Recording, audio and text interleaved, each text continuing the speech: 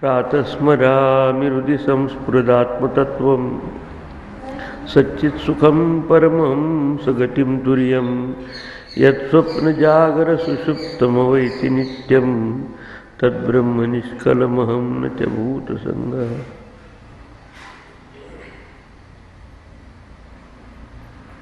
नायमात्मा प्रवचनेन लभ्यः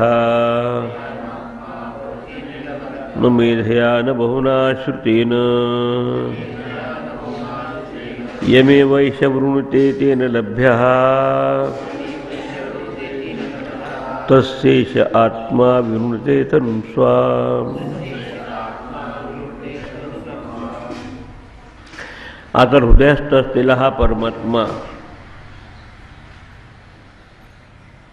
त्याच्या प्राप्तीची तीव्र इच्छा झाल्याशिवाय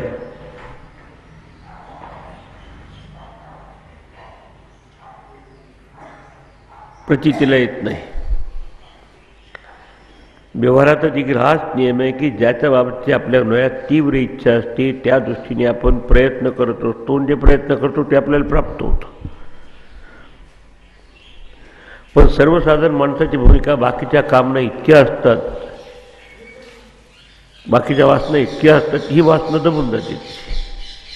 आणि नियम काय की ज्याच्या कामना कळे तिकडे तो मन त्याचं फिरत असतं। आणि असं बहिर्मुख झालेले मन अंतर्मुख न होता अंतर्यामी स्वरूपाला प्राप्त होत नाही। हा एक नियम सांगून त्याचा पॉझिटिव्ह भाग सांगितला, पण तो पर्याप्त काम असतो कृतात्म नसतो। इहैव सर्वे प्रविलियन्ति कामः। पण याच्या उलट आता इकडची कुठलीही इच्छा संपली आता, आणि आता इच्छा तीव्र झाली भगवत प्राप्तीची। कारण हा नियम कुठलाही विसरून जमणार नाही विचार करायचा असेल तर, की तुम्ही विचार देखील त्या वस्तूचा वारंवार करत असता की जी वस्तू तुम्हाला अत्यंत मनापासून पाहिजे असं वाटते। बस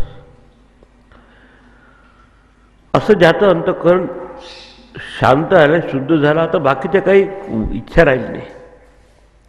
आता फक्त एकच परमात्मा प्राप्तीची इच्छा, आणि त्या दृष्टीने मन लावलं असताना शेवट मला परमात्म्याचं दर्शन व्हायचं ती इच्छा देखील संपून जाते त्या ठिकाणी।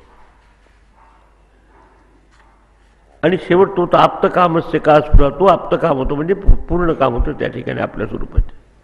मग त्याला असं म्हणतं की सुख दुःख स्वप्नोपमय, सुख आणि दुःख हे अंतःकरणाच्या स्तरावर येणारे दोन उर्मी आहे, दोन लाटा आहेत। मन हे तयाचे धाम, ह्या मनाचा सगळा खेळ आहे। मी असे आत्माराम पूर्ण काम भूमरूप, बस अशी त्याची ओळख आहे। आणि अशा तऱ्हेच्या ओळख आपल्याला स्थितप्रज्ञाचं लक्षणात सांगितलं की जसं संपूर्ण पाणी भरलं आहे, त्यात बाहेरनं नद्याचं किती पाणी उठलं काय समुद्रात तर तो काही समुद्र वाढत नाही, आणि किती त्यातनं कमी केलं काय तर तो काही कमी होत नाही। असं हे इन्फिनिट म्हणजे अनंत असं त्याचं हृदय होऊन जातं। त्या दृष्टी हीच परमसीमा आहे आपल्या ध्येयाला गाठण्याची। आपुरिमाणमच्या प्रतिष्ठम समुद्रमाप प्रविशन्ति अद्वत तद्वत कामायम प्रविशन्ति सर्वे स शांतीम आपनोती न कामकामी। त्याला खरी शांती मिळते की ज्याचं अंतःकरण ह्या पूर्ण काम झालंय, बस त्याच्यानं तो कार्य करत येईल, पण आता काहीतरी मिळवायसाठी म्हणून नव्हे। न कामकामी असं म्हटलं की not the desire of the desires, की हे आता सगळ्या इच्छा सतत माणसाच्यातून जात नाही।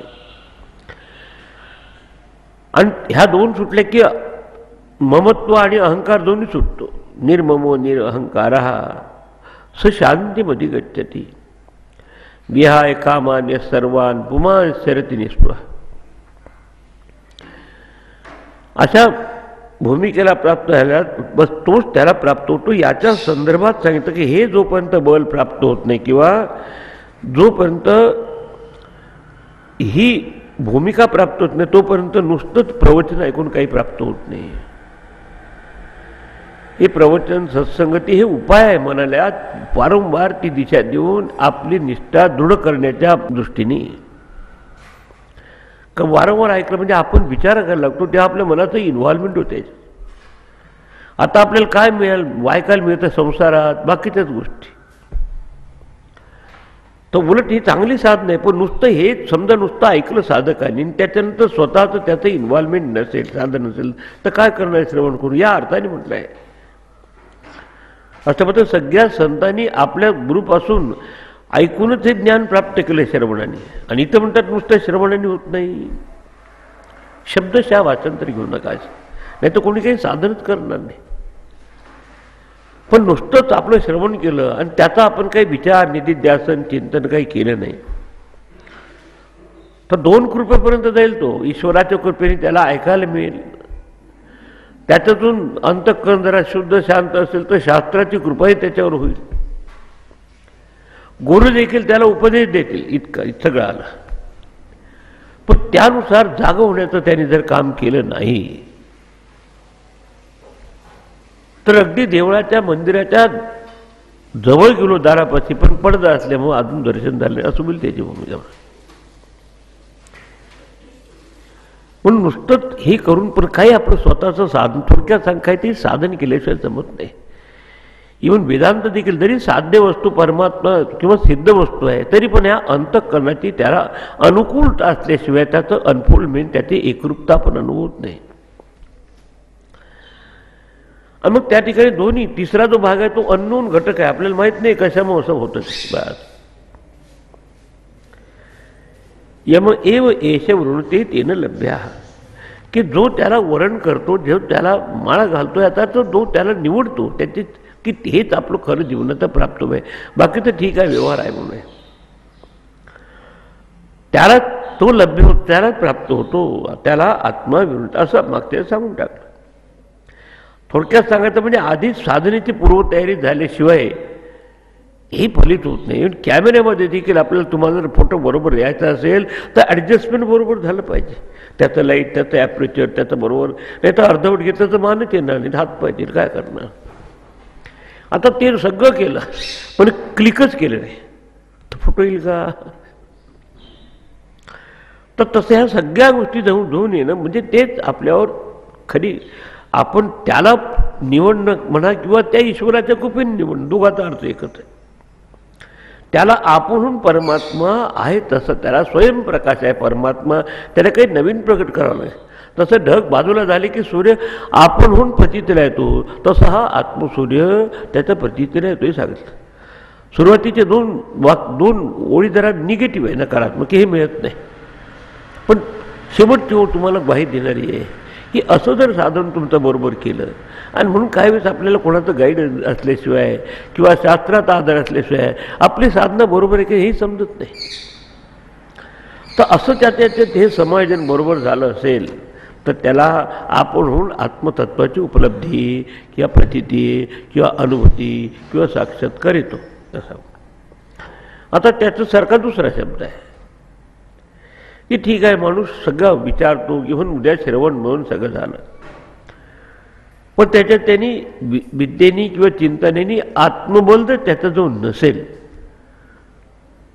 तर तो देखील आत्मस्वरूपाची स्थिती प्राप्त करू शकणार नाही. आता पुढे या दृष्टीने नायमात्मा बलहीनेन लभ्यः न च प्रमादात् तपसो वाप्यलिंगात्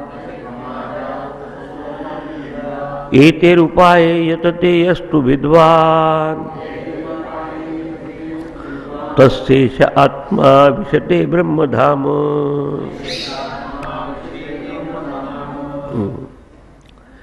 अयम आत्मा, हा आत्मा, आणि अयम म्हणत असताना जस्ट तुमच्या हृदयातच आहे. जी वस्तू दूर असते त्याला पण ती म्हणत असतो, ती भिंत आणि हे टेबल. मग तुम्ही त्या भिंतीच्या जवळ जा की टीच्या ऐवजी ही भिंत म्हणतात, किंवा इकडे रिड्यूस करत ना तर इकडे आणखी ते टेबल, त्या टेबलाच्या आत आपल्याला शरीर, शरीराच्या आत असलेलं आपलं मन, मनाच्या आत असलेली बुद्धी, आणि बुद्धीच्या आत असलेला अयम आत्मा. हा शब्द फार महत्त्वाचा आहे. त्याच्यावरचं महावाक्य अयम आत्मा ब्रह्म. This witness consciousness is the all pervading consciousness, ते ब्रह्मन आहे. हा अयम आत्मा तुमच्या जवळच असून, आपल्या जवळ असून का बरं लभ्य नाही? बलहीनेन लभ्य. काही लोक सगळं झाल्यानंतर म्हणतात आता काहीतरी देवाचं करू. मोठं विचित्र आहे पाहायला मिळतं आम्हाला. आता बोलायला आता काही पहिलवानच झालं पाहिजे, रेसलर झालं पाहिजे, कुस्ती केलं पाहिजे या अर्थाने हे आत्मबोल आहे आतलं असल्या. तर त्यासाठी प्रथम जे गैरसमज साधकाच्या मनात की सगळं काही नसेल तर मग जायचं आत्महत्याकडे. तब्येत बरोबर नाही, मनाचा मूड बरोबर नाही, चला आता काही नाही तर चला आश्रमात. काय झालं असेल ही याला म्हणतात ही निर्बलता, ही दुर्बलता. आणि तिन्ही स्तरावर व्यक्तित्वाच्या स्तरावर देवाने आपल्याला बोल दिलं. कायच्या स्तरावर काहीतरी क्रियाशक्तीचं बोल आहे आपल्याला. वाचेच्या स्तरावर आपण शब्दांनी बोलून दाखवतो ते बोल आहे आपल्याला. आणि मनाच्या स्तरावर चिंतनाची शक्ती प्राप्त होईल अशी आपली शक्ती देवाने दिली आहे. म्हणजे जो निर्बल आहे तो काही याला प्राप्त करू शकत नाही. याचा अर्थ त्याच्यासाठी जी अनुकूलता पाहिजे. आणि आता ते जे आहे त्याला आपल्या उपनिषदात म्हटलं की आत्मना विंद्यते वीर्यम, हा वीर्य शब्द वापरतात त्याला. शक्ती म्हणजे नुसती देहाची नव्हे, की आपल्या आतूनच त्याला चिंतन करण्याची शक्ती प्राप्त होते. ती केव्हा होईल की प्रथम तब्येत नॉर्मल असेल, मन चांगलं असेल. पहा तुम्ही ज्या दिवशी तुमचं डोकं दुखत असेल तर तुमचं लक्ष राहणं, ऐकण्यात देखील लक्ष राहतं. बसतोच आपण तिथं आपलं मन फिरक्या घेत असतं. म्हणजे तिन्ही प्रकारचं. आणि एकाने छान दिलं बलहीन म्हणजे श्रवण मनन निधिध्यासन भक्त्यादी बलहीनेनं. कधी कधी नुसतं श्रवण झालं पण पुढच्या 2 स्टेप घेतल्या नाही त्यांनी, मनन आणि निधिध्यासन. आणि हृदयात भक्ती नसेल शास्त्राबाबत, गुरुबाबत आणि स्वतःबाबत श्रद्धा नसेल तर काय करणारा माणूस. कधी कधी लोकांना समजत नाही. इतकं मी साधन करतो पण का बरं कुठे समजायचं का आपल्या ह्याच्यात कुठेतरी अभाव आहे आपल्या ह्याच्यात. नक्कीच श्रद्धा तरी बरोबर पडत नाही की आपल्याला जे प्रयत्न बरोबर पडत नाही. आणि कुठे येऊन व्यवहारात देखील साधे अचिव्हमेंट करायचं असेल तर प्रयत्न तुमचे पुरेसे असले पाहिजे, योग्य दिशेने पाहिजे.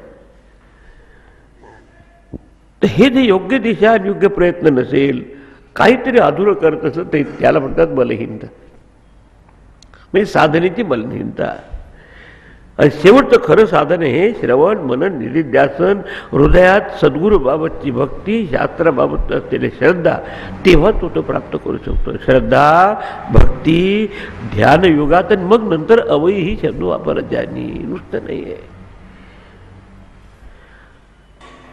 ते परमात्म्याला जाणण्याची देखील आपल्यासाठी पूर्वतयारी अंतःकरणात असल्याशिवाय कसं तो ज्ञान होऊ शकेल. न ते प्रमादात. प्रमाद म्हणजे सतत चुका करत जायचं. आय एम सॉरी असं. चुका केव्हा होतात की आपल्याला योग्य जर ज्ञान नसेल किंवा अंडरस्टँडिंग बरोबर नसेल तर मिसअंडरस्टँडिंग होत जाते. तो सतत प्रमाद म्हणजे ज्या ठिकाणी अतस्मिन तद्बुद्धी, की अतस म्हणजे ते नव्हे त्यालाच ते समजायचं. थोडक्यात सांगायचे आत्म्याला अनात्मा समजणं, अनात्म्याला आत्मा समजणं हा एक महत्त्वाचा प्रमाद आहे. पहिली मिस्टेक. आपण कोण आहे हे न जाणल्यामुळं आपल्याला स्वतःच आपण काहीतरी भ्रम होऊन हे शमधी शरीर मन आणि बुद्धी तेवढंच आपण स्वतःला समजतो. ही प्रमादाची सुरुवात आहे. प्रमाद झाला की आळस येतो. चुका करतात वाटते की काही करू नये आणि काही करू नये असं मग झोप येते. हे तमगुण. हे सगळे प्रमाद आलस्य निद्राभी तन्नी बदनाती भारत हे बांधत ज्याने. आणि मग प्रमाद मग एकदा चुका झाल्या की चुकाच घडत जातं. ते बरोबर काय होऊ शकत नाही. त्या प्रमाद तपसो वाप्य लिंगात अलिंगात तपसा.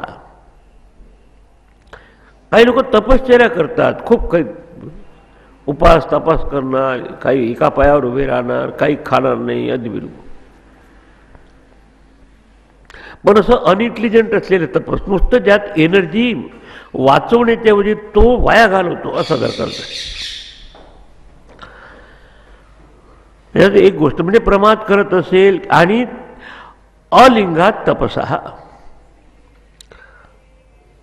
म्हणजे काही नुसतंच बाहेर करून समजा आता कोणी संन्यासी आहे तर नुसते कपडे बदलले का संन्यासी होतो का? ते गुरुचे संस्कार असते पाय, त्याला दीक्षा प्राप्त झाली पाहिजे. तो कोणी करतो, काळ पडला, गोसावी झाला, रंग कपड्याची लीला, काही गडबड झाली म्हणून त्याला कपडे बदलवले, दाढी वाढवली, झालं. आपण लिंग याला म्हणतो. लिंग म्हणजे हे त्याचे म्हणजे आपण म्हणतो की महाराज कपडे बिपडे घातले संन्यासी आहे, पण त्या जगात शास्त्राचे संस्कार नाही, गुरुपासून उपदेश नाही, त्याला योग्य दिशा नाही. बस तर त्यालाच समजेल की आपण फसवतो आपल्याला दुसऱ्याला.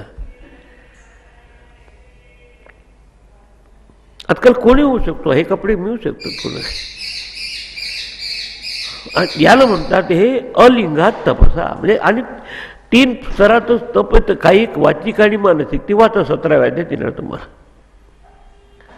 काही आधी तर काही साधन न करता आणि म्हणून अंतःकरणाची शुद्धी नसेल तर हे सगळ्या लिंग याचा अर्थ ज्याच्यामुळे आपल्याला अज्ञाताचा शोध लागू त्यानुसार लिंग. मुलांचं देखील आपण अजून काय व्हायचं आहे सोनोग्राफीमध्ये तिथे पाहतात मुलगा आहे की मुलगी आहे. नंतर बाहेर आल्यानंतर आपण पाहतो तसं लिंग. समजा ते 10 राष्ट्राचे असे परेड असेल काही सैन्य आले, आता प्रत्येक राष्ट्राचा ध्वज असतो, त्या ध्वजाकडे पाहून समजायचं की हे ध्वज ह्या अमेरिकेचं लिंग आहे, त्या स्टारसाठीकडे. दुसरं छान शेजाळ तो दुसरं कोणतं आहे, दुसरं प्रत्येकाचं लिंग असतं. म्हणजे जे अज्ञात आता ज्याच्यामुळे आपल्याला ज्ञान होत असतं त्यानंतर लिंग खूण. तसे शिवलिंग शिवाचं असलेलं प्रतीक आहे. तसं राष्ट्राचं प्रतीक राष्ट्राचा ध्वज आहे. समजा 10-12 राष्ट्राचे समजा कॉन्फरन्सचे जर मिनिस्टर आले असेल तर प्रत्येकाचा तो झेंडा घेऊन येणार. आपण की क्रिकेटची मॅच होता तरी कोणता झेंडा झेंडा वाजतो, त्याचा विजय झाला असं म्हणून हसतो. ते हसत असले समजा तिघाचा विजय झाला, रडतं का त्याला चेहरा पडला, हे त्याचं लिंग आहे. म्हणजे ज्याच्यात जे पाहिल्यानंतर जे अज्ञातम गमयते, जे अज्ञात वस्तू आहे त्याची आपल्याला जाण होते, त्यानंतर लिंग. याने काय म्हणलं अलिंगात. म्हणजे योग्य अशा तऱ्हेचे साधन केलं नसेल आणि अंतःकरणाची शुद्धी नसेल तर साधनेत मन लागत नाही. आता आपण हे म्हणतो की साधनेमध्ये एका गोष्टीचा त्याग केल्याशिवाय दुसऱ्या गोष्टीचा योग नाही. बाहेरच्या विषयाचा त्याग केल्याशिवाय आत्मतत्वाचा आत्मविषय होऊ शकत नाही. ते सरळ गोष्ट. अविद्येचा त्याग केल्याशिवाय विद्येचा योग नाही. अहंकाराचा त्याग केल्याशिवाय निरहंकार जे स्वरूपाची ती त्याची प्राप्त होत नाही. मूर्खपणाचा त्याग केल्याशिवाय शहाणपणा असं जर समजलं असेल तर ते हे त्याचं कोण आहे हे त्याच्या याच्यावरून लक्षात येते. आणि निष्ठे वाचून काही प्राप्त होत नाही. निष्ठा अशी नको निसटणारी असायला पक्की पाहिजे. आणि त्यासाठी आपल्या साधकासाठी पण ज्ञान जरी प्राप्त करायचं असलं तर साधन चतुष्टय संपन्न म्हटलं पाहिजे. त्याला विवेक असला पाहिजे. आत्मा अनात्मा विवेक, आत्मा काय अनात्मा काय. नुसतं इव्हन सुरुवातीला नुसतं इंटेलेक्च्युअल नॉलेज असतं, त्याला जोड असली पाहिजे. जरा वैराग्याची मनात रागद्वेष असून चालत नाही, नाही तर मन इथे गुरफटून राहील. तर कुठे ते चिंतनाला उपलब्ध सांगा तुम्ही.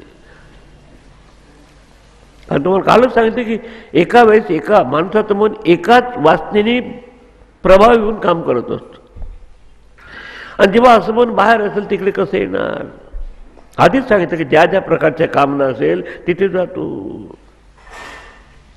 भरपूर ऐकलं पण त्याला हे जर जोड नसेल याची तर अलिंगात तपसा. काहीतरी तपश्चर्या करतो, उपास तापस करतो, काही खात नाही, काही हातपाय वर करतो, हे असं करून नाही जमत. तपश्चर्याचा अर्थ आहे की तुम्ही काही करत असताना तुमची मनाची एनर्जी वाचवा शक्ती, आणि वाचलेली शक्ती भगवत चिंतनात लावा. To save and conserve your mental energy and redirect it for higher contemplation is tapas, असं गुरुदेवाचं वाक्य. अरे आपण पैसा वाचवलाच नाही तर लावणार कसं, कुठे कॅपिटल ठेवणार. तर हे ज्याने बरोबर केलं नसेल मग कसं होईल. प्रमादात प्रमाद असेल तो नक्कीच हे वाचवू शकत नाही, चुकीचं करतो. मग त्याला पश्चाताप होतो की असं मी करायला नको होतं. 15 वर्ष माळा पिवली पण काहीच नाही लागेल. नुसती माळा चोपडी झाली पण अंतःकरण काही शांत. हे सगळं आवश्यक आहे. जप तप पूजा साधन. मग त्यातच देखील नुसतं त्याच्यातच राहून गेला. आणि त्यापासून जे आवश्यक असतं जे साधन चतुष्ट आहे ते जर नसेल, त्याला विवेक आहे तर वैराग्य नाही, विवेक वैराग्य आहे जे सत्संपत्तीमध्ये जे जीवनाचे व्हॅल्यूज आहेत ते नसेल तर काय त्याचं मन लागेल या ध्यानामध्ये. शम दम उपरती तितिक्षा श्रद्धा समाधान हे 6 सद्गुण नाही. आणि इतकं सगळं असून तळमळ नसेल मोक्षप्राप्तीची, मळमळ आहे कीच एकाच वाटतं. प्रत्येक जण मला मुक्ती, आत्ता मला फोन आला एकाच, उद्या जर उभी केली मुक्ती तर काही सुटणार नाही, अजून घरात रात्र बंद गेलं नाही, काय करायचं. आणि कसं होईल ते, तळ्यात आणि मयात एका वेळेस नाही राहता येत. मयात आलं तर तळ्यातून सुटलं पाहिजे, तळ्यात आलं तर मळा सुटलं पाहिजे, सरळ गोष्ट आहे. असं म्हटलं तर म्हणून ते ऐकायला येत नाही अशा गोष्टी. बाकीचे तर सांगून टाकतात वासू का हे खोटं बोला, त्याचं सरळ आहे. आता उदाहरणाने समजेल, एक गृहस्थ गेला कोणातरी महाराजाकडे, महाराज मैं भजन करूंगा का, मेरे को जरा संतान होना चाहिए. आता काय झालं सुरुवात. खरं पाहिलं तर नुसती यांनी काही माणसाला खरी शांती मिळत नाही. तुम्ही संतान मिळा, संतती संपत्ती काही सुख के कारण यहाँ से भूल परी भजो भैया राम. मग ते असलं की मग भजन होत नाही परमेश्वराचं, त्याला कुठे माहीत आहे. महाराज इतना करो, दुआ करो, दुआ करते, लेकिन प्रयत्न भी करो. कारण नवसे कन्या पुत्र होती तरी का करणे लागे पती. नवसाने कन्याने पुत्र झाले असेल तर नवरा बायकोचा संयोगच कर. त्याला सांगितलं असं कर, व्रत पाळ, सूर्याची उपासना कर, झालं मुलगा झाला. आता काय आधीचं वर्षण काय होतं की मला मुलगा किंवा पुत्र झाला तर मी करील. आता पुत्र झाल्यानंतर आत्ता तो जन्माला त्याचं कौतुक. एक समजतं की कुठे हा संसारी माणूस चक्करमध्ये पडतो. मग ते झाल्यानंतर मग त्याचा आता तो आत्ता तर रांगायला लागला, त्याला पाहायला लागतो. अरे मग त्यात आता मौंज करायची आहे तर का तुम्हाला तर सांगाच म्हणजे मारुतीची शेपटी तरी कुठेतरी थांबते, या माणसाचं सुटतच नाही कुठे. आणि कधी काही म्हणतच नाही पुरेपुरे आता घे आता, असं करता करता ते life is what it is. ते काही थांबत नाही आपल्यासाठी. Time and tide wait for no men. असे आलेली लाट आणि जीवन असं चाललं असतं. मग असं मग नंतर आता काय करायचं, त्याची विवाहाची योजना शिकवलं पाहिजे. उन्हाळ मुलाच्या संगतीत जातो. आता सगळी एनर्जी इथे असेल तर ते लिंग म्हणजे जे आवश्यक असलेली योग्यता राहील का भगवत चिंतनाची पहा. असं म्हटलं लोकांना सत्य कटू असते, पण आपण खरं सांगणार 2 नाही आले तर काय हरकत नाही, जा. मग तिथे असलं माझ्या लग्नाची सोय केली, माझ्या लग्नात म्हणजे त्या मग पटलं पाहिजे नवरा बायकोचं. ते झालं की झालं टेन्शन सुरू. का परमेश्वर तुम्हाला टेन्शनच माहीत आहे का, तुम्हाला आवश्यकता वाटते म्हणून. नाही तर खाली मन शैतान का घरून घे आता काहीतरी एक प्रोजेक्ट उभा झाला का दुसरा सुरू. आता असं करता करता सून आली पण सासरी येऊन त्याला बिघडवतात, तिकडचे पैसे नाही, आता काहीतरी प्रॉब्लेम सुरू होतो.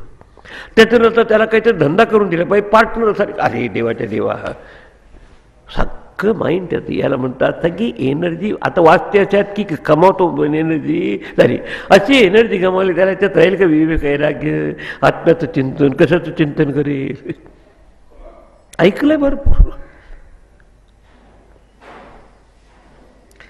आता मग पैसा मिळाला पाहिजे, आता पैसा मिळाला तर त्याच्याचकडे लक्ष लागलं. आता नव्हतं तर बरं होतं.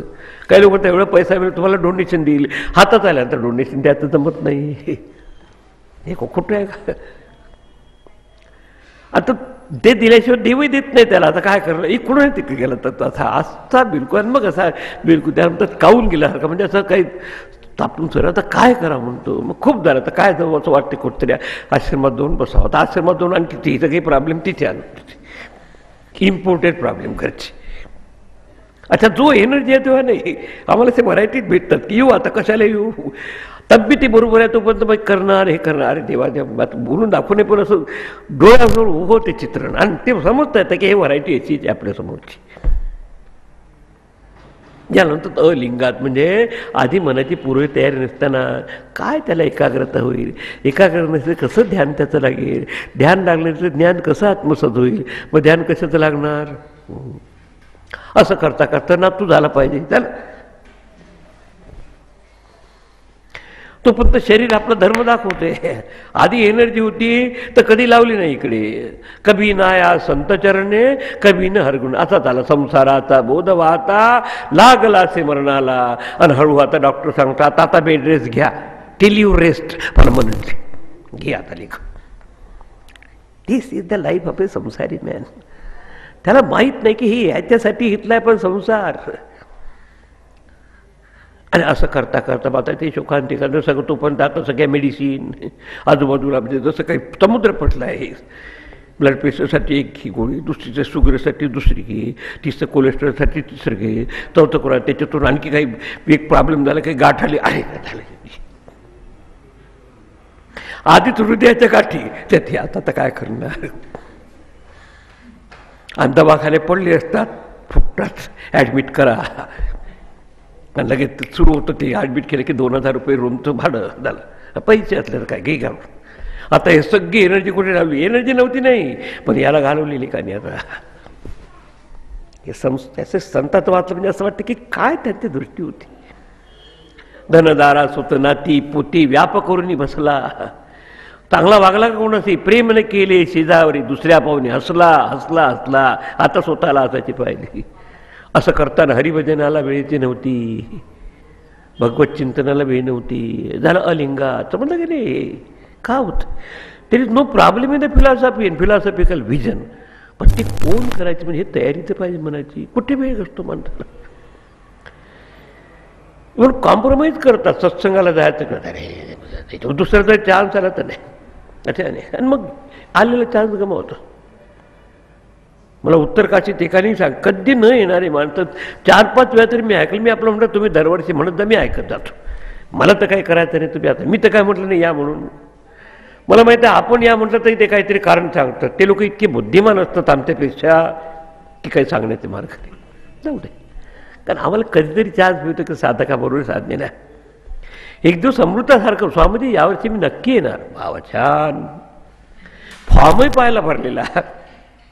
घरच्या 7 लोकांचे नाव पाहिले पण प्रत्यक्षात पाहत असताना ही हिमसेल्फ वॉज मिसिंग नव्हतं तिथे. आता विचारणं स्वाभाविक आहे. बाकीच्या एरियाचं काय मला आश्चर्य वाटलं की कसं काय त्यांनी केलं. स्वामीजी ऐन वेळेवर 30 लाखाचं त्याला गिऱ्हाईक आलं म्हणतात. ठीक गंगामय्या हरिओम. आता काय करू म्हणला. आणि नंतर दुसऱ्या गेलो तर विचारलं काय झालं. ती कॅन्सल झाली म्हणजे ऑर्डर.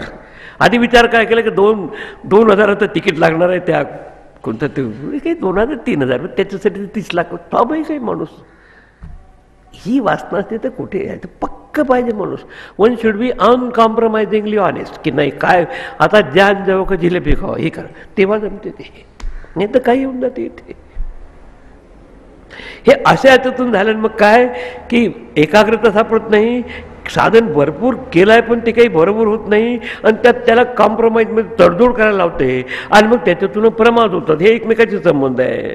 प्रमाद झालं की तपश्चर्या चुकीची होते काहीतरी. आणि मग असं करताना मग पश्चाताप गेलो असतं तर वरते 2,000 रुपये तेही गेले. 30 लाखाची ऑर्डरही गेली. आता बसला चुरमुरे खात.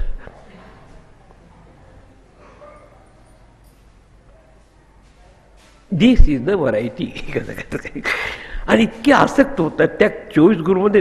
एक मोठं छान कपोतीचं वर्णन सांगितलं. इतकं भयंकर आहे की आजच्या माणसाचं त्याला समजत नाही की एक दिवस कोणाचा तरी कार्यक्रम आहे. आता इतकं अटॅचमेंट असते की खूप होतं. त्याच्यामुळे काही संतांचं अटॅचमेंट नाही, साधनेबाबत नाही. आणि बस याला म्हणतात अलिंगात तपसात. आणि काहीतरी करत असतो.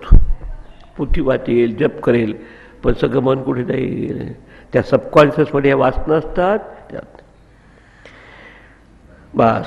आता आणि असं शेवटपर्यंत समजा अशा भूमिकेत असलेला माणूस तो कधीही असं याला म्हणतात बलहीनता. बस जी स्ट्रेंथ पाहिजे, जी ताकद पाहिजे तदाकार होण्याची, तेव्हा ईश्वराची कृपा होते. कोण म्हणतो ईश्वराची गुरुची कृपा नाही म्हणून. सूर्याची कृपा नाही तुमच्यावर. अरे सगळ्यांना सारखा प्रकाश देतो. पण मी माझे दारं आणि खिडक्या बंद करून ठेवल्या तर काय करणार. सूर्याची कृपा प्रकाश असे बंद करतात. याला म्हणतात अलिंगात तपसा. असे लोक काही करतात देखील. काही कपडे बदलून घेणार, काही तात्पुरतं करणार पण मन काही निघत नाही याच्यातून. पण हेच जर इंटेलिजंटली म्हणजे विचारपूर्वक जर केले, हे सगळे आवश्यक आहे. नाही तो म्हणजे एकदम भाषांतर आलं म्हणजे झालं की जाऊ दे, मग काही करायचंच नाही, आहे ती नाही करायचं. जप तप पूजा ते सगळं आवश्यक आहे. अंतकर ते जर बरोबर त्यांनी केलं असेल, यस तो विद्वान. विद्वान म्हणजे विचारवान पुरुष. येतही उपायही तो यतते. यतते म्हणजे प्रयत्न करतो. यत्न तो देव जाणावा. परत परत मन हे करेल तर परत सोडायचं नाही, परत चिंतन आहे, ध्यान आहे, आणि मग आपल्याला येत असतो, संधी येत असते आपल्याकडे.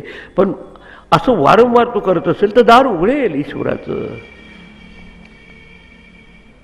एतरी उपाधी म्हणजे आपल्या साधनेचं त्या ठिकाणी बल संपादन करून, कायिक वाचिक मानसिक तपश्चर्या करून. 16व्या अध्यायात सांगितलं आहे, देव द्विज गुरु प्राज्ञ पूजनम. काही देव आहे, द्विज आहे, गुरु आहे. हा हळूहळू मन येतं, तो निघून तिकडे लागतं. पूजन म्हणजे त्यांनी सांगितलं त्याप्रमाणे आपलं कार्य करायचं, ते एक पूजन आहे. ब्रह्मचर्य महिंसाचे शारीरम तप उच्यते. आणि थोडंसं संयमित जीवनात, कोणाला त्रास द्यायचा नाही, आपणही त्रास करून घ्यायचा नाही, असं तेव्हा ते म्हणतात अहिंसा. हे शरीराचं तप आहे. वाचेच्या स्तरावर बोलत असताना काहीतरी शिस्त पाळली पाहिजे. नाही तर बोलून टाकायचं आणि असं नसतं बोललो तर बरं झालं असतं. त्रास तुम्हाला होतो ना. किती म्हणलं की किती छान सूचना दिली. आजकाल जो तो म्हणतो पर्सनॅलिटी डेव्हलपमेंट, इथे आलं सगळं. अनुद्वेगकरम वाक्यम. असं बोला का कोणाला उद्वेग होणार नाही, आपल्याला त्रास होणार आहे नंतर. ऐसी वाणी बोली की मन का आपाक होय. आपला अहंकार तिथे राहणार नाही, असे शब्द बोला. आवरण कोण शीतल करे, दुसऱ्याने काही शांती देईल आणि आपही शीतल होईल. आपण कसं बोलतो दुसऱ्याला अत्यंती, आणि आपल्याला रात्रभर झोप नाही, तेच दिसायला लागतं बरोबर. मग थोडंसं त्याही बाबत सांगते की त्यांनी तेव्हा एनर्जी वाचते मनाची, आणि वाचलेली असते ते आपल्याला आत्मबल देते आतून.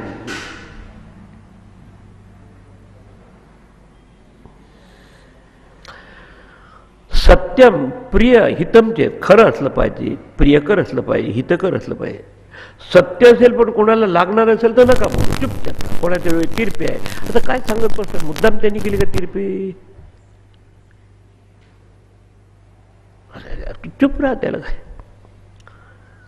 तसं केलं तर बोललं तर त्याला हिंसा होते. ह्या सगळ्या गोष्टी पाहत असेल तेव्हा एनर्जी वाचेच्या स्तरावर वाचते. हे झाले योग्य तपस वाचेचं. तिसरं मानसिक तपस, मनप्रसाद सम्यत्व. सुखदुःख येणार, चांगल्या गोष्टी वाईट गोष्टी घडणार, पण सुखदुःख सहा मनी शांत राहा. सहा म्हणजे सहन करा, प्रयत्न करून पहा, आणि ठीक आहे काही उपाय नसेल तर चुपचाप त्यांना निघून जाईल ते दुःख देखील. सहनशीलता पाहिजे माणसावर, टॉलरन्स आवश्यक आहे. मनप्रसाद म्हणजे मनाची प्रसन्नता, सौम्यत्व मनाची शांती. किती का काही आलं तर त्याला मनाचा बॅलन्स सोडू नका. किती काय आहे याला मी तोंड दिली ईश्वराच्या कृपेने. मौन आत्मविनिग्रह म्हणजे मनाचं मौन म्हणजे विचाराची शेवटचा विचार संपला, नवीन, ते तर हायेस्ट मौन आहे. आत्मविनिग्रह आपल्या अहंकारावर थोडंसं संयम. भावसंशुद्धी, हृदयातले भाव शुद्ध असतील. मानसम तपमुच्यते, तपो मानसमुच्यते. हे अशा तऱ्हेचं ह्याला म्हणजे आता पॉझिटिव्ह शब्दात सांगत आहे. येते उपाय म्हणजे सगळं श्रवण मनन करून भक्तीची त्याला जोड देऊन. आत्ता जेव्हा त्याला आत्मबल प्राप्त होत असतं तो आपलं उपनिषद म्हणतो, आत्मना विंद्यते वीर्यम विद्यया विंदते अमृतम. केनोपनिषद पहा, हे आत्मबल त्याला यातून प्राप्त होतं, आणि मग त्या बलाने तो ईश्वराच्या कृपेने, गुरुच्या कृपेने तो विद्या आत्मसात करतो. थोडक्यात सांगायचं म्हणजे आलिंगात तपस आहे याचा अर्थ अनइंटेलिजंट काहीतरी करत बसायचं आणि मग बरोबर नाही. एकदम हातच वर करायचा, पाय चोरायचं आणि मग काहीतरी कुठेतरी ॲडमिट करून द्यायचं. त्याच्यापेक्षा आधीपासून हुशारी करायची. तस्येष आत्मा विशते ब्रह्मधाम.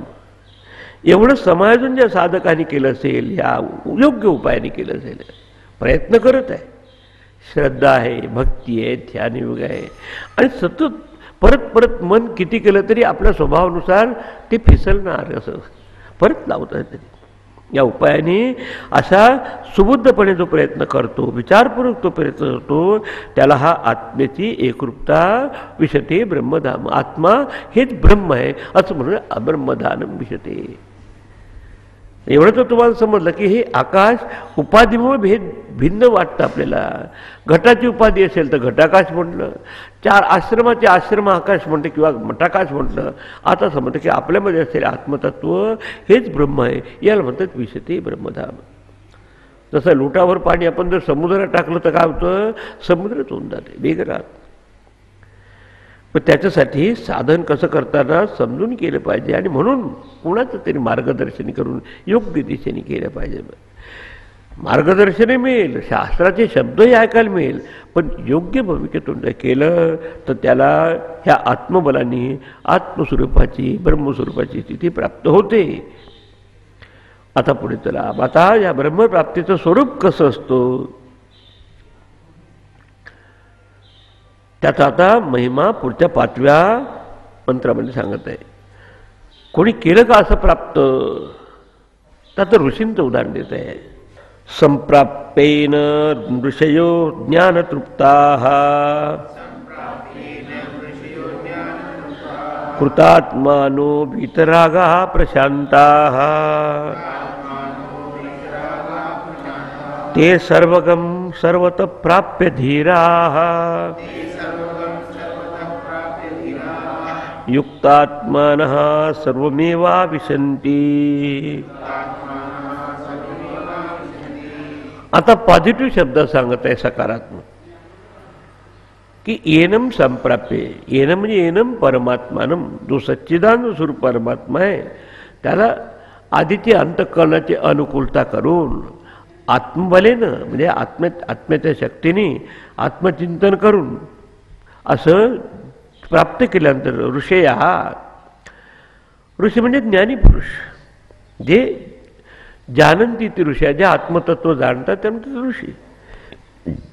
ज्ञानतृप्ता, ज्ञानाने तृप्त झालेले आहे. तसं आपण जेवण झालं म्हणजे कसं आहे की तृप्तीचा डे करतो की बस. कृतात्माना म्हणजे कृतकृत्य झाले. कृत्यम कृतमेव, जे काही करायचं ते करून झालं अशा अवस्थेला प्राप्त होतं. वीतराग, कामना रहित होतात कुठल्याही प्रकारच्या. आता पुत्रेष्णा वित्तेष्णा लोकेष्णा इथे आता मन गुरफटून राहत नाही. अत्यंत परिणाम म्हणजे काय होतं, प्रशांत. हे एकमेकाची साखळी आहे. ज्ञानाची तृप्ती प्राप्त झाली असेल तरच माणसाला कृतार्थता प्राप्त होते. कृतार्थता प्राप्त झाली तर त्याच्यात अटॅचमेंट आसक्ती सुटते. आसक्ती सुटली तेव्हाच अंतःकरण शुद्ध आणि शांत होऊन नुसतंच नव्हे प्रकर्षेण शांता, ते शांत स्वरूपच होऊन जाते. ते मनचे चैतन्य झाले, ते मन चैतन्य स्वरूप. सर्वगम सर्वतः प्राप्य. सर्वगम म्हणजे सर्वगामी म्हणजे सर्व व्यापक जो परमात्मा आहे, जो नारायण आहे, आत सर्वतः प्राप्त. सर्व बाजूने त्याची प्राप्ती झाल्यानंतर म्हणजे कुठल्याही प्रकारच्या उपाधीशी तादात्म्य न ठेवता शुद्ध स्वरूपाचं दर्शन झाल्यानंतर ते युक्तात्मानः धीरा, आत्मतत्वाशी युक्त झालेले धीर पुरुष विद्वान लोक सर्वम एव आविशंती. त्या सर्व म्हणजे आपलं स्वरूप सगळ्या ठिकाणी आहे अशा तऱ्हेची दृष्टी प्राप्त करतात. लाटेने जेव्हा अंतर्मुख आपलं स्वरूप पाणी असं जाणलं असतं तेव्हा अनंत लाटाकडे पाहून तशी तिची दृष्टी होईल. तसं हे समजतं. कोणी शिकलेलं आहे, कोणी न शिकलेलं आहे, कोणी गरीब आहे, कोणी श्रीमंत आहे, हा औपाधिक भेद आहे. अंतर्यामी हे अभेद दर्शनम ज्ञानम, भेदामध्ये अभेद असं स्वरूप आहे. असे सर्व म्हणजे सर्वरूप परमात्मामध्ये आविशंत तो प्रवेश होऊन त्या दृष्टीने तो जगाकडे पाहतो. त्याला मग माहिती आहे की बाकीचा सगळा खेळ त्याच्यावर आभासात्मक आहे. मय्येव सर्वं परिकल्पितं च इत्थं विजानामि सदात्मरूपम तस्यांघ्रि पद्मम प्रणतोस्मी नित्यम. त्या सद्गुरूला मी नमस्कार करतो की ज्याच्या कृपेने आपलं हे नारायणासारखं स्वरूप आपलं त्याच्यावर हे फक्त हा आभास आहे. अशा तरी एक श्लोक आणखी. अशा प्रकारे आता परमात्म्याची प्राप्त झालेली जे महापुरुष आहे त्याच्या महिमेचं वर्णन सांगून ते ब्रह्मलोकाप्रत कसे प्राप्त होतात आणि हे आपलं पूर्ण कुंभाच्या वेळेस हा श्लोक म्हणतात. गृहस्थीनो की आम्हाला याची प्राप्ती व्हावी. वेदांत विज्ञान सुनिश्चितार्थाः संन्यास युगात यतय शुद्ध सत्वाः ते ब्रह्मलोकेषु परांत काले परामृतः परिमुच्यन्ति सर्वे. तिथे आपण त्या स्वरात म्हणतो वेदांत विज्ञान सुनिश्चितार्थाः संन्यास योगात यतय शुद्ध सत्वाः ते ब्रह्मलोकेषु परांत काले परामृतात परिमुच्यन्ति सर्वे. आता हे सगळं आधीचं जर तयारी असेल तरच त्याचा हे वेदांतामध्ये लक्ष लागतं. म्हणून नुसतं वेदांताचं श्रवण, वेदांत विज्ञान सुनिश्चितार्थ असे कोण तदाकार होतात, तन्मय होतात, त्याची प्राप्ती करतात की ज्यांनी वेदांताचा विषय जो आहे तो नुसतं ज्ञान विज्ञान आणि सुनिश्चितार्थ. सुरुवात होते श्रवणापासून, मनन निधिध्यासन करून आता दृढनिष्ठा झाली त्याची की नाही हेच आपलं खरं स्वरूप आत्मस्वरूप आहे, अनात्मा मी कधी होऊच शकत नाही. तर वेदांत शास्त्राचं श्रवण करून विज्ञान म्हणजे विशेषण ज्ञान, अनुभवाचं ज्ञान केलं असताना त्याचा अर्थभूत परमात्म्याला कसा करतो सुनिश्चितार्थ. इव्हन व्यवहाराची गोष्ट घ्या की तुमच्या मनात जेव्हा संभ्रम असतो हे करावं की ते करावं तर प्रथम तुम्हाला निर्णयावर यावं लागतं. दोन ठिकाणी जातात नाही. हा बुद्धीचा खेळ आहे. शेवट बुद्धी त्याच्याशी समरस झाल्याची भूमिका नंतर सांगतो. आता पुण्याला जाऊ का बेळगावला जाऊ? बेळगावला गेलं तर पुण्याला जाता येत नाही, पुण्याला असं काय करायचं. आता तुम्हाला ठरवावं लागतं, एकच दिवस आहे. तर प्रथम आपण निश्चय घेतो, निर्णय करतो. आणि निर्णय केला तो कसा पाहिजे? दृढ निश्चय हा की नाही. आता तिकड मग इकडचा विचार करायचा सोडला. अशा तऱ्हेने पूर्णपणे आपल्या मनात आधीची पूर्वतयारी करून वेदांताचं श्रवण करून त्यातून प्राप्त झालेल्या शाब्दिक ज्ञानाच्यानुसार ते आपलं स्वरूप आहे अशी त्याची दृढनिष्ठा झाली आहे. वारंवार चिंतन केल्याशिवाय दृढनिष्ठा होत. म्हणून विज्ञान त्याचं म्हणजे विज्ञान झालं. म्हणजे गुरुदेवाची व्याख्या केली आहे ब्रह्म अस्ति असं संबंध हे ज्ञान आहे. ब्रह्म अस्मी मी ब्रह्म आहे हे विज्ञान. आणि ते कसं आहे सुनिश्चितार्थ सुदृढ झालं आहे, निश्चयपूर्वक झाले की आता याच्यात शंका नाही राहिली. सुनिश्चितार्थ जसं आपण जेव्हा दाराचं कुलप लावतो ते एकदा हलवून पाहतो की पक्का आहे म्हणून. बा कधी कधी याचं खांब गाडतात, ताणून स्कंद नवत म्हणजे असं फिरून पाहतात त्याला तर आत्ता भांडव घाला बरोबर ते इतकं पक्क पाहिजे. आपल्याला तर होतच नाही. होतं तर परत आणखी असेल काय असेल, मी कसं आत्मा होऊ शकेल तसं नाही. पक्का निर्धार झाला तसं. आणि हे कसं त्यांनी प्राप्त केलं? कोणी प्राप्त यत शुद्ध सत्व हा येत हा संन्यास युगात. संन्यास युगात म्हणजे एकीकरता त्याग करून दुसरीकरता योग साधून. आणि हा नियम आहे की एका ठिकाणचा अंतःकरणाचा त्याग केल्याशिवाय अंतःकरण दुसरीकडे जोडू शकत नाही. अनात्म्याचा त्याग आणि आत्मस्वरूपाचा योग, बस याला म्हणतात संन्यास. संन्यास म्हणजे काय? कपडे बदललेच पाहिजे. आता गीतेत दोन योगामध्ये त्याग शब्द वापरला आहे. एक कर्मयोगात देखील त्याग शब्द वापरला आहे आणि ज्ञानामध्ये देखील. आपण पाहिलंय 5व्या अध्यायात कर्मयोगात कर्म आणि कर्मफळ सोडायचं नाही, पण कर्म आणि कर्मफळाची आसक्ती अटॅचमेंट सोडायचं. एवढं जरी झालं तर तुमची सुरुवात होती. हळूहळू त्यातून जेव्हा परिपक्वता साधकाची प्राप्ती होते तेव्हा आता मी आसक्ती सोडली, कर्मफळ आसक्ती सोडली, तेही सुटतं. म्हणजे त्याचाही जो सूक्ष्म अहंकार आहे तो सोडणं त्यामुळे संन्यास. आणि तिथे ज्ञानेश्वर माऊलीची ओवी आहे की संन्यासी कोण आहे? मी आणि माझेपण विसरले जयाचे अंतःकरण तो संन्यासी जाणं निरंतर. आता ज्ञान संन्यासाचा दुसरा अर्थ आहे ज्ञानम संन्यास लक्षणम. इथे ते ज्ञान आत्मसात होतं, फलित होतं. म्हणून संन्यास युगात म्हणून एका गुरुदेवांनी 2 मिनिटात एकाला सांगून टाकला उपदेश. बाकी आजकाल लोक इतके घाईत असतात, एअरपोर्टवर आले याच वाक्याचं ट्रान्सलेशन करू की महाराज आता पहिला कॉल दिलाय म्हणे मला, ते बंगलोरला जात होते ते स्वामीजी जात होते कलकत्त्याला, एअरपोर्टवर भेटले. कोणी सांगितलं की बडे महात्मा आहे. मी वाचत असतो, अरे पुछलो कोच विचारलं इंग्रजीत की स्वामीजी जास्त वेळ नाही म्हणे, एक कॉल ऑलरेडी झाला आहे, आता फक्त मी 1-2-3 मिनिटात मला सांगा वेदांताचं काय मर्म आहे साधं. 2 मिनिटं म्हणजे तुला एका शब्दात एका संज्ञेत सांगतो. आता ते इंग्रजी बोलणारे माणसं इंग्रजी बोलले. संन्यासाला शब्द आपले डिटॅचमेंट आणि योगाला शब्द आपलं अटॅचमेंट. 2 शब्द आले, डिटॅचमेंट अटॅचमेंट. तुम्ही देखील असं म्हटलं तर गोंधळणार की काय. आणि परत हे वाटणार की एका माणसाला डिटॅचमेंट आणि अटॅचमेंट एकाच कसं येऊ शकेल, सोडा आणि जोडा नाहीतर जोडा असं काही त्याचे शब्द ऐकले म्हणजे आपल्याला समजत नाही त्यांचा स्टँड पॉईंट आणि आपण आधीच गोंधळलेलो असतो. म्हणून Swamiji I am sorry, I could not understand the import. कसं काय आणि परत विचारा, परत कारण शंका आता बुवा झाली. आता काय अजून दुसरा कॉल यायचा आहे. Swamiji how can one man have detachment and attachment, right.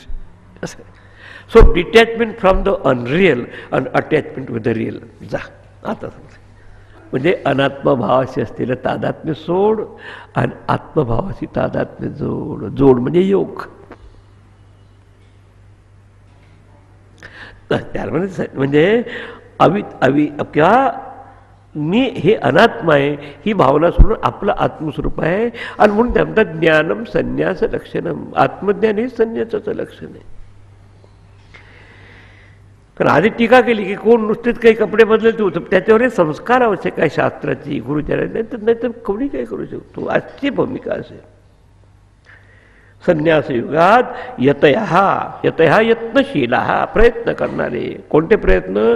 पहिल्या हृदयात श्रद्धेने श्रवण करा, भक्तीने त्याचं प्रेमाने मनन करा आणि मनन केल्यानंतर त्याला बुद्धीचा विचार लावून जरा निधिध्यासन करा आणि ते आपलं स्वरूप आहे असं जाणं की आत्ता समजलं वारंवार याद्वारे. मग याला म्हणतात कोण करतात ते असं ते शुद्ध सत्व. सत्व म्हणजे अंतःकरण. त्यात अंतःकरण शुद्ध झालं तोच हे करू शकतो. नाही तर नुसतं ऐकायला येईल, कधी 1-2 दिवस ऐकेल, दुसऱ्या दिवशी खतम. असे जे सत्पुरुष आहेत ते ब्रह्मलोकेषु परांतकाले. अंतकाल म्हणजे देहापासून सूक्ष्म देहाला ते सोडून जाणं या म्हणतात अंतकाल. Ordinary death, divorce of the subtle body from the gross is death. स्थूल देहाला सूक्ष्म देहाने सोडून जाणं याला म्हणतात मरण. आपण नाही की मरून गेला म्हणजे काय झालं, शरीर त्यात होतं, त्यातला जो आतापर्यंत होता हसत होता की होता म्हणजे याला आपण ऑर्डिनरी याला म्हणतात अंतकाल. पण याला काय समजतो आपला परांतकाल. आता ते सूक्ष्म शरीर ती वासना देखील सुटली. आता कशात? आत्मस्वरूपाच्या जागृती परांतकाले. मग आता इथे जर त्यांनी ब्रह्म जाणलं तर ह्या ते ब्रह्म जाणलं त्याला ब्रह्मलोक म्हणतात. किंवा समजा त्याला इथे नाही सद्गुरू मिळाले, ज्ञान नाही प्राप्त झालं, अंतःकरण शुद्ध आहे, कर्म ब्रह्म प्राप्तीचे आहे, तेच सगळे जीवात्मे ब्रह्मलोकापर्यंत जाऊन ब्रह्मदेवापासून त्याला हा ज्ञानाचा उपदेश प्राप्त होऊन मग ते ब्रह्मस्थितीला म्हणजे पूर्णत्वाच्या स्थितीला प्राप्त होतात. जेव्हा ब्रह्मदेव प्रलयाचे बेस आपलं आसन सोडून तिथे जातात तेव्हा हे जीवात्मे देखील परत जन्म मरण्याच्या प्रक्रियेत येत नाही. याला म्हणतात क्रममुक्ती. म्हणजे ब्रह्मदेवाचं लोक त्याला म्हणतात ब्रह्मलोक, त्याला म्हणतात हिरण्यगर्भ. आणि ज्या साधकांनी कर्म आणि उपासना निष्काम भावनी केली आहे, स्वर्गाची न प्रार्थना, ते स्वर्गाची नाही पण मोक्षाची अवस्था, ते ब्रह्मलोकेषु परांतकाले. हे शरीर सोडून गेल्यानंतर त्या आपल्या हिरण्यगर्भासारख्या अवस्थेला प्राप्त होऊन त्या ब्रह्मदेवाच्या उपदेशाने परामृतः परिमुच्यन्ति सर्वे. माता पूर्णपणे ह्या वासना आणि वासनायुक्त असलेल्या संसारातून पूर्णपणे मुक्त होतात. कोणी येतं ह्या म्हणजे प्रयत्नशील साधकगण. परामृता म्हणजे अमृत म्हणजे सापेक्ष शब्द आहे. मृत आहे म्हणून अमृत म्हणायचं. जसं अविद्या आहे म्हणून विद्या म्हणायचं. त्या अवस्थेत आता विद्या शब्दही म्हणता येत नाही. सगुण आहे म्हणून निर्गुण म्हणायचं. पण वस्तू कशी आहे, सगुण दोन निर्गुण दोन्ही विलक्षण. परिमुच्यंती म्हणजे सर्वथा मुक्त होतात. आता याला म्हणतात देहाची पूर्णपणे तादात्म्य सुचून आत्मस्वरूपाच्या स्थितीला ते प्राप्त होतं. पॉझिटिव्ह शब्द. आता राहिलेले 4 मंत्र उद्याच्यात घेऊ आणि आपण विराम घेऊया. ओम भद्रं कर्णेभिः शृणुयाम देवाः भद्रं पश्येमाक्षभिर्यजत्राः स्थिरैरङ्गैस्तुष्टुवागुंसस्तनूभिः व्यशेम देवहितं यदायुः. स्वस्ति न इंद्रो वृद्धश्रवाः स्वस्ति न पूषा विश्ववेदाः स्वस्ति नस्तार्क्ष्यो अरिष्टनेमिः स्वस्ति नो बृहस्पतिर्ददातु. ओम शांति शांति शांति. हरि ओम. श्री गुरुभ्यो नमः. हरि ओम.